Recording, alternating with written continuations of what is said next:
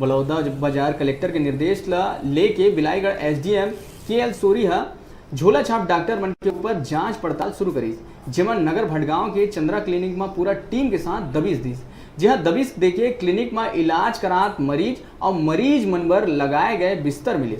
वहीं जांच अधिकारी मन के कहना है कि डॉक्टर की योग्यता नहीं होना और गलत तरह से क्लिनिक संचालन करते हुए पाए गई।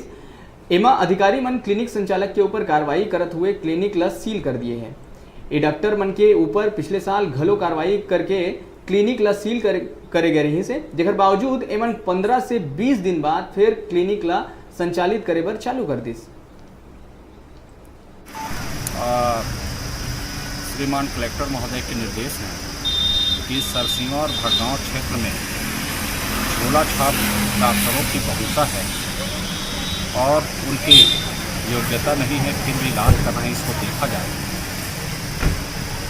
उस निर्देश के पालन में आज भटगांव स्थित परमेश्वर चंद्राकर के मेडिकल स्टोर जिसका क्लिनिक संचालित किए जा रहे हैं, उसकी जाँच की गई है और जाँच में उसकी डिग्री भी फार्मा है, फिर भी उनके द्वारा क्लिनिक का संचालन किया जा रहा है। उस पर बेड वगैरह लगे हैं और इसको हमने